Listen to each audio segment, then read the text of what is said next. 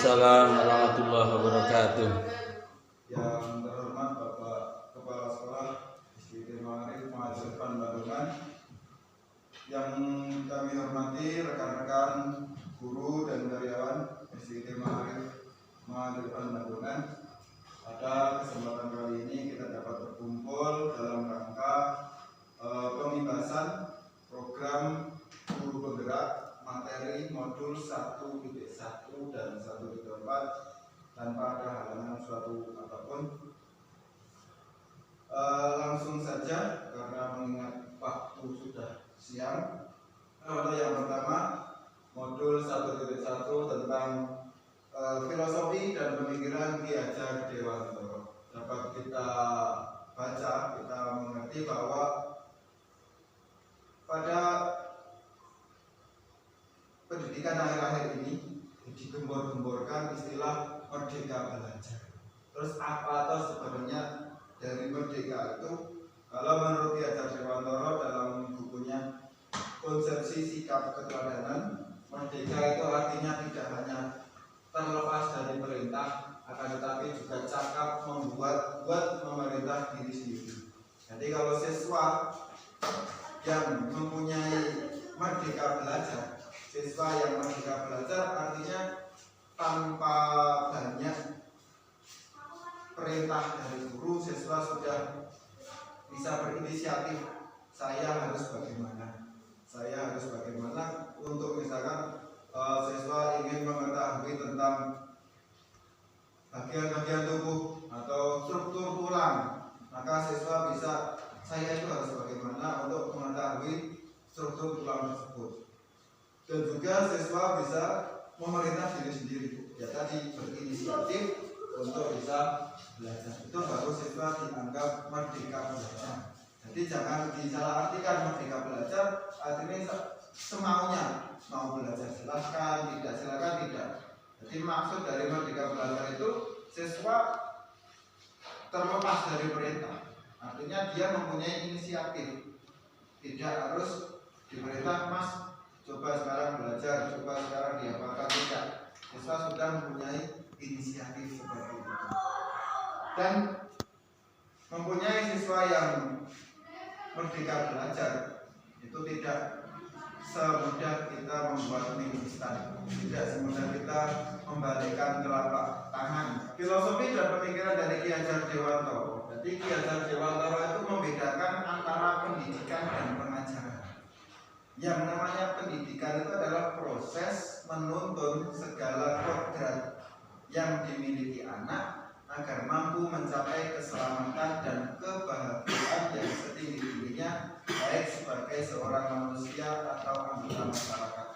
Jadi kita sebagai seorang pendidik tugasnya adalah menuntun siswa agar bisa mencapai keselamatan di masa depan, kebahagiaan di masa depan, agar hidupnya di masa depan menjadi lebih baik itu sebagai seorang manusia untuk dirinya sendiri ataupun sebagai anggota masyarakat. Itu yang namanya pendidikan. Kalau pengajaran itu proses memberikan ilmu untuk kecakapan hidup anak di masa depan. Jadi kalau pengajaran itu kita hanya memberikan materi, kita hanya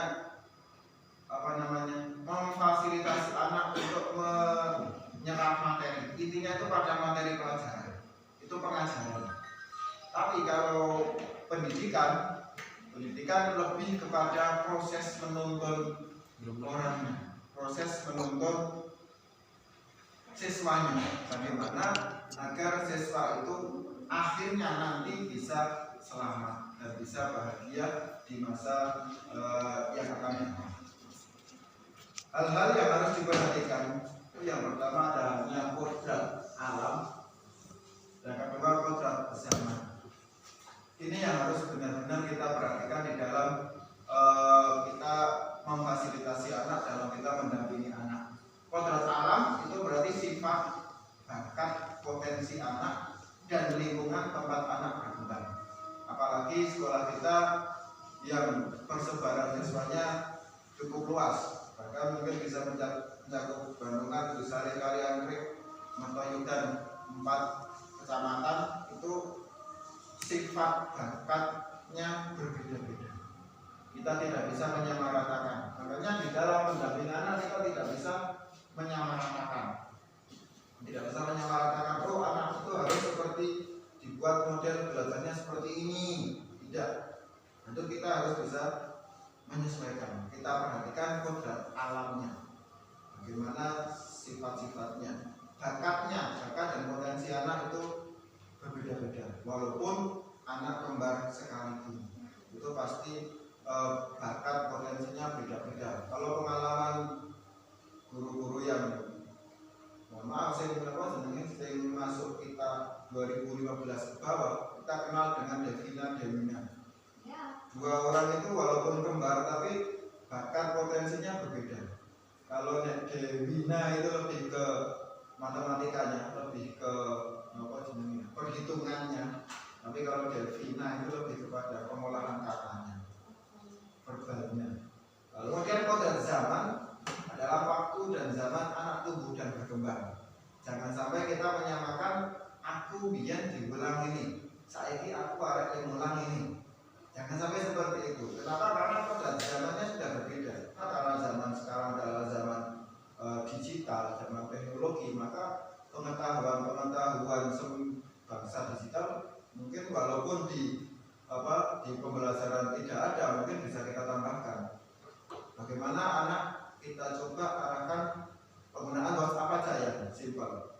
Kalau anak yang biasa, misalkan mau memberikan nomor pada saya, Pak save, itu kan kelihatan sopan santunnya mungkin kita save Pak, yang luar, seperti itu kan kurang. Maka kita coba untuk bagaimana cara menggunakan WhatsApp dengan baik dan benar, sing benar yang sesuai dengan tata krama sopan santun budaya ketimuran kita itu bagaimana? Bagaimana kita gunakan Instagram, TikTok, jangan sampai anak mendapatkan mendapatkan cara penggunaannya itu dari orang lain yang mungkin secara tata krama, secara adat kebudayaan kita bersinggungan seperti itu. Maka perlu, apalagi sekarang zamannya memang sudah seperti itu.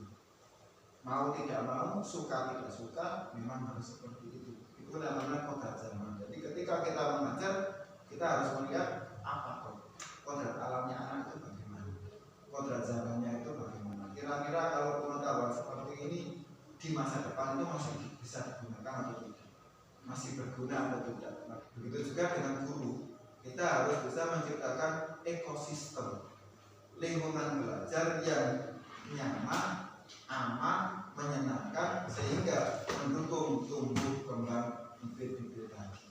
Sebelum mengikuti progres ini, siswa itu masih berpikiran bahwa siswa adalah murid ibarat kertas kosong. Tapi yang sebenarnya siswa itu ibarat kertas yang sudah berisi tulisan. Ibarat berisi tulisan atau gambar yang masih kabur, masih belum jelas. Tugas guru adalah menebalkan gambar atau tulisan tadi. Kalau memang itu baik. Jadi kalau misalkan itu baik, kita coba untuk menebalkan, kita coba untuk mendukung, meningkatkan bakat minat anak tadi. Tapi kalau memang itu kurang baik, sifat bawaannya kurang baik, ya jangan kita tebalkan. Jangan kita di dalam proses menyiapkan itu, maka perlu ada yang namanya budaya positif.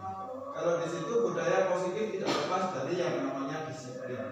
Karena disiplin merupakan salah satu unsur yang penting dalam menciptakan budaya disiplin. Namun, sepengetahuan kita, kalau kita mendengar istilah disiplin, itu yang terletak pada otak kita, pulau pada otak saya, itu kan tidak nyaman.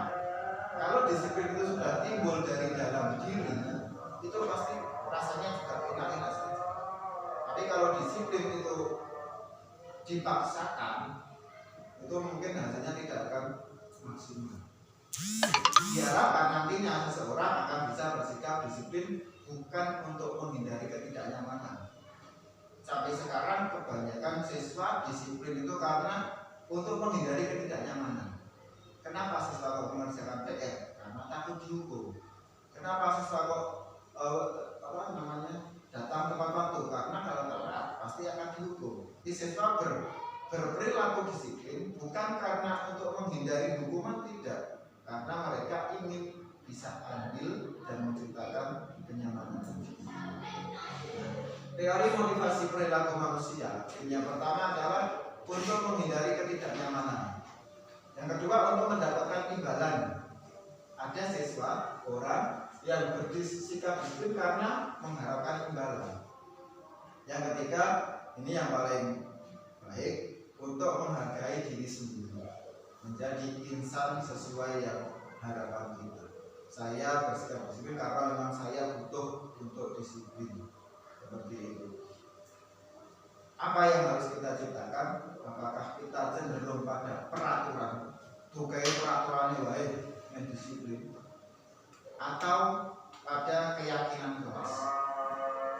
Kalau peraturan itu cenderung memaksa.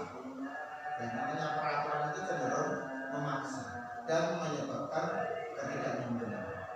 Tapi kalau keyakinan keras ini biasanya siswa bersifat sukarela dan dilakukan karena ingin menciptakan kenyamanan. Kebutuhan dasar manusia, setiap orang yang berperilaku, setiap orang berperilaku itu karena ingin memenuhi kebutuhan perasaan, kebebasan, kesenangan, cinta kasih, dan survival. Misalkan ada anak yang seperti itu, ibu guru bilang aku tidak boleh bersenandung sewaktu mengerjakan tugas. Katanya kelas harus tenang, tidak ada suara. Padahal kan aku suka dan senang menyanyi. Berarti apa kira-kira yang harus kita lakukan? Kebutuhan apa yang harus kita sampaikan?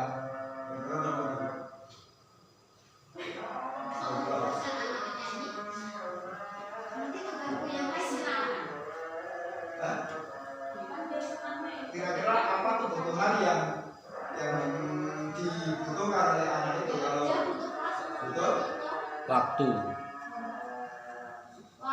aku tidak boleh bersenandung sewaktu mengerjakan tugas. Katanya kelas harus tenang, tidak ada. Padahal kan aku suka dan senang menyanyi. Berarti kebutuhan apa? Kesenangan. Rasa senangnya belum terpenuhi. Makanya guru juga harus membuat model pembelajaran yang bisa membuat anak itu senang. Kebutuhan kesenangannya terpenuhi. Kalau yang ini, ibu guru tidak menyapa aku hari ini, padahal aku pakai speed rambut baru. Kasih sayang. Jadi kasih sayang. Padahal ini sepele loh ini. Ketika anak memakai bros anyar atau misalnya anyar, itu kadang kita tidak terlalu perhatikan. Padahal kalau kita misalkan kita menegur, enggak, mesti aku jawab, mesti anak akan rasanya itu bangga, seneng, merasa diperhatikan. Nah, kalau anak sudah seperti itu, merasakan bahwa ada dikonnya pun di kelas halaman sampai enak saja kita mengarahkannya lebih enak. Ya, ketika kebutuhan anak ini terpenuhi, maka anak akan cenderung lebih mudah diarahkan. Tapi kalau kebutuhan tadi tidak dipenuhi, mau bagaimanapun sulit diarahkan. Walaupun mungkin sudah dihukum berulang-ulang. Yang ketiga, aku bosan masa belajar cuma gitu-gitu aja, dengerin guru aja. Jadi ini kebutuhan apa?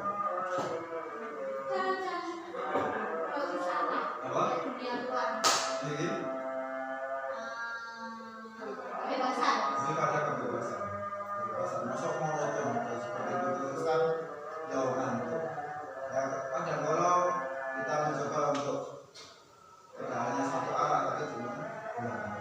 Kalian itu pengennya belajarnya model begini. Kemudian aku sebel gambarku tidak rapi, malah guru nunjukin ke teman-temanku di depan kelas. Berarti ini kebutuhan apa? Penguasaan. Gambarnya jelek, tapi malah diperlihatkan ke teman-temannya. Tapi kebutuhan apa yang dia lebih pada penguasaan. Kalau seperti ini,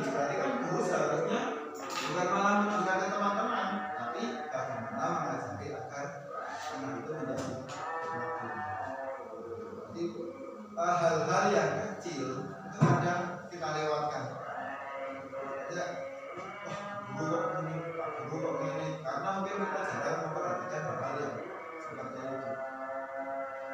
Tapi kan biasanya kan gini Pak, ini kan buatku tidak rapi, ada guru dan segala macam. Maksudnya kan kita gini, ini loh bisa dicontoh buat contoh yang lain buat mengangkat PD-nya aja gitu loh. Angkat PD-nya. PD-nya anak, misal dia merasa kok apa-apa, padahal kita kan nggak apa-apa ini udah bagus, dilihat ini loh gambarnya udah bagus di sini kan, itu juga bisa toh. Tapi kan kita juga harus apa emosi apa psikologi anaknya juga harus diingat Mas. Kalau memang benar secara umum ini bagus, kita coba untuk acara apa sih gini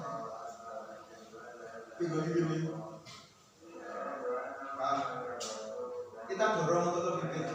Kalau memang gambarnya bagus itu nggak masalah, kita dorong lebih ke PD-nya. Tapi kalau memang gambarnya jangan sampai tulisnya kayak gini ya anak-anak. Jangan sampai seperti itu. Jangan sampai ya. Walaupun kita niatnya misalkan kita mau ngandani suatu anak, jangan sampai di depan umum wah Mas orang nggak ada itu dia tuh, tapi di depan forum itu pasti akan membekas dalam hati yang paling dalam. Nah, ini adalah tipe-tipe dari pendidik ketika guru lah, ketika menemukan anak yang mungkin berperilaku kurang sesuai. Tipe yang pertama ini tipe yang paling dasar, penghukum. Ketika anak melakukan kesalahan, itu guru menghadik, menunjuk, menyakiti diri sendiri. Sampai aku dia tuh. Dan itu menghukum. Kalau kamu tidak melakukannya, awas. Engkau nek ora tertib, awas. Dan itu tiba-tiba menghukum. Nah hasil dari itu maka siswa akan memberontak. Artinya kalau siswa water memberontak, menyalahkan, kemudian berbohong. Mas, nggak kayak orang. Kalau namanya seperti itu, kemungkinan siswa akan berbohong. Sudah Pak, saya sudah mengerjakan tapi ketinggalan. Padahal belum. Ini karena guru sebagai penghukum. Ini yang paling rendah. Yang kedua, membuat orang merasa bersalah. Berceramah dengan mengatakan seharusnya kamu itu seperti ini. Kamu itu jangan sampai mengecewakan. Kamu seharusnya sudah tahu ibu telah sekali mengatakan itu terus. Terus bulan-bulan ini ngandang. Jadi membuat anak merasa bersalah. Nah, hasilnya menyembunyikan, menyangkal, dan berbohong. Ini hasil dari membuat posisi sebagai membuat orang merasa bersalah. Nah, sebagai teman, jadi orang yang guru ketika ada anak melakukan kesalahan, dia memposisikan diri sebagai teman, membuatkan alasan-alasan untuk muridnya. Ya wes, kapoko panjenengan kok ya panjenengan tenang. Nah, kalau seperti ini, kalau siswa guru memposisikan diri sebagai teman, maka bisa adanya ketergantungan. Ketika anak itu dengan misalnya Pak Amin sudah orang bocah, ketika dengan Pak Amin nurut, tapi ketika dengan Bu Ani secara logika, kalau saya, ini dia akan bersikap lain. Nah ini yang keempat adalah pemantau, menghitung dan mengukur. Ayo peraturannya apa? Nah, kamu harus bagaimana? Ini sudah halus. Nah, siswa akan menyesuaikan diri bila diawasi. Yaitu dengan mengajukan pertanyaan-pertanyaan apa yang kita yakini, apa yang bisa kamu lakukan, dan hasilnya pribadi menjadi lebih baik, menjadi lebih kuat. Ini jalannya dengan yang namanya segitiga restitusi. Apa restitusi? Restitusi kalau di situ menurut Gosen 2004, restitusi adalah proses menciptakan kondisi bagi murid untuk memperbaiki kesalahan. Jadi kita memberikan kesempatan kepada siswa untuk memperbaiki kesalahan, tapi bukan menebus kesalahan. Beda dengan menebus kesalahan. Kalau menebus kesalahan, misalkan siswa tidak mengerjakan PR, Pak, Bu, saya nggak pernah macam, tak bersihin kelas saja, itu menebus kesalahan. Tapi kalau memperbaiki kesalahan, siswa bagaimana caranya agar tidak mengulangi kesalahan tadi. Itu namanya proses restitusi, sehingga mereka bisa kembali pada kelompok mereka, pada kelompok yang baik dengan karakter yang lebih kuat, dengan karakter yang tadinya misalkan ceroboh menjadi tidak ceroboh, yang tadinya suka mengolok-olok tidak lagi suka mengolok-olok, tapi timbul dari diri sendiri, bukan karena motivasi eksternal dan internal.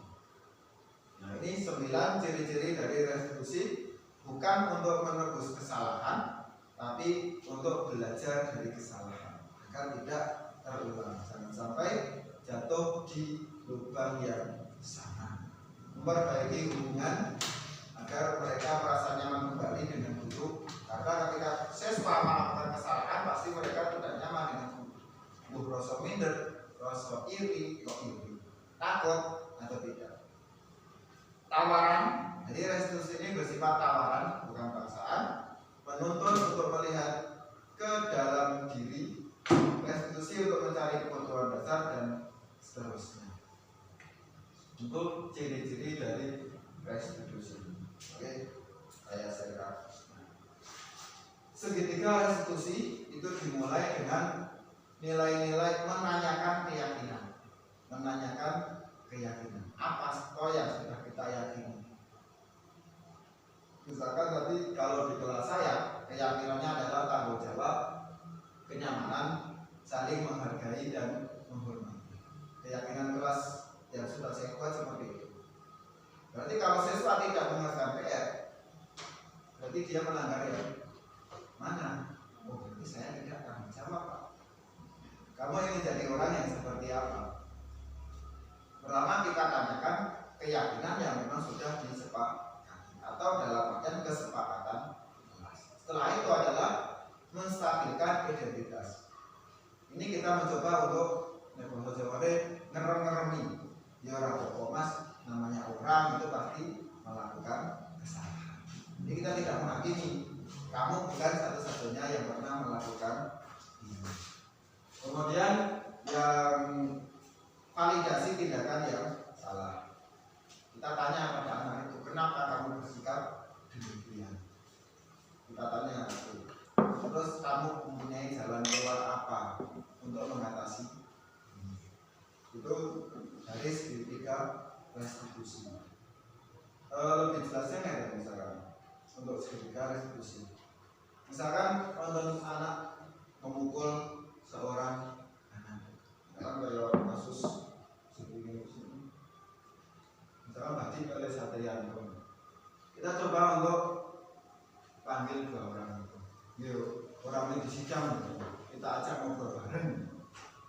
Mas, Pak Guru dengar katanya berkelahi. Itu kenapa? Ini. Kalau sudah, kita tanyakan. Masih ingat apa yang sudah menjadi keyakinan kelas kita? Masih Pak? Apa? Tanggung jawab, saling menghormati, menghargai, dan kenyamanan. Sudah melaksanakan 3 itu. Pasti siswa akan menjawab, tidak, saya sudah tidak saling menghargai Pak. Maaf saya tidak menjaga kenyamanan teman lain. Seperti itu. Ketika teman diejek, pasti kan kenyamanannya terganggu. Nah, saya sudah melanggar kenyamanannya itu Pak. Kemudian setelah mereka mengaku, kita stabilkan. Ya wis mas Prabowo, namanya juga remaja, emosinya masih meledak-ledak. Nah, setelah kita stabilkan, baru kita validasi tindakan. Terus kalau seperti itu kira-kira baik atau tidak? Oh tidak Pak. Kira-kira jalan baiknya bagaimana? Jalan keluarnya bagaimana? Oh jalurnya begini Pak. Saya harus menjaga itu kata saya harus menghormati teman saya harus bisa mengontrol emosi. Seperti itu. Jadi ketika siswa selesai dari segitiga restitusi itu, siswa sudah punya keyakinan aku siswa ada orang baleni mana tanpa diawasi dan mereka melakukannya sukarela. Nah, itu untuk dokumentasi. Jadi keyakinan kelas itu diusulkan dari siswa. Jadi pertama saya masuk itu siswa saya kumpulkan, kita tanya kelas yang seperti apa tuh yang ingin kalian miliki. Wah Pak, saya ingin kelas yang damai, yang tenang, yang nyaman. Nah untuk itu perlu apa? Perlu sikap yang bagaimana? Oh perlu tanggung jawab Pak. Siswa harus bertanggung jawab dengan kebersihannya.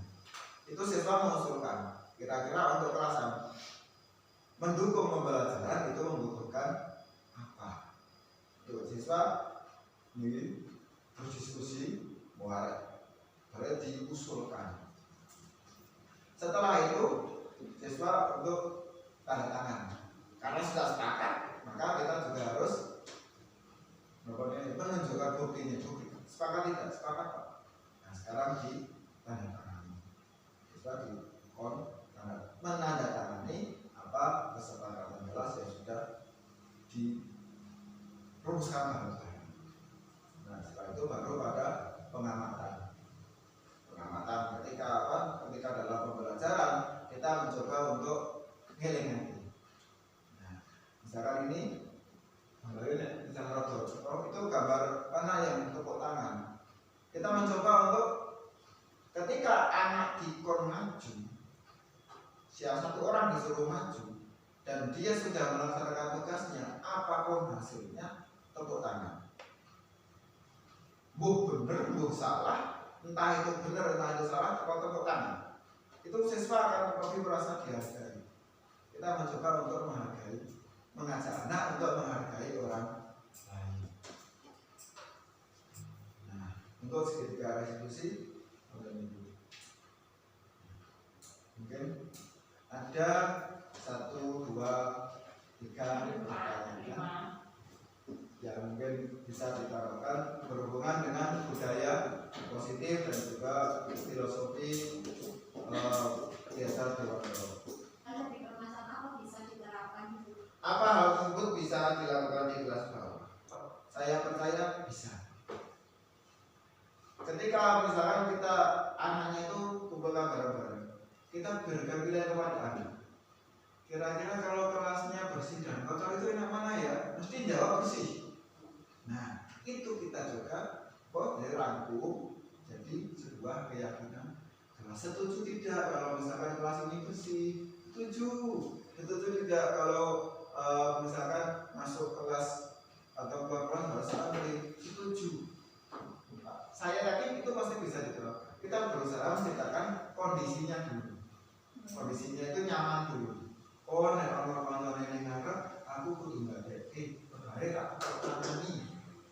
Oh, nek misalkan masuk kelas aku kudu sekosiji, orang susuan seperti itu. Jadi dimulai dari hal-hal yang kecil dulu. Satu dulu.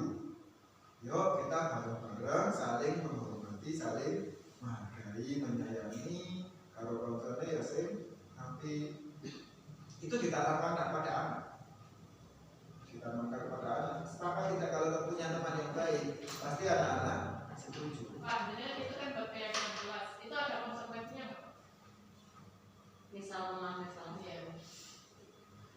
Tidak ada. Tidak ada? Tidak ada. Kalau dalam budaya positif tidak ada hukuman. Karena setiap mereka melakukan kesalahan, kita berjalan mereka untuk Adalah sendiri.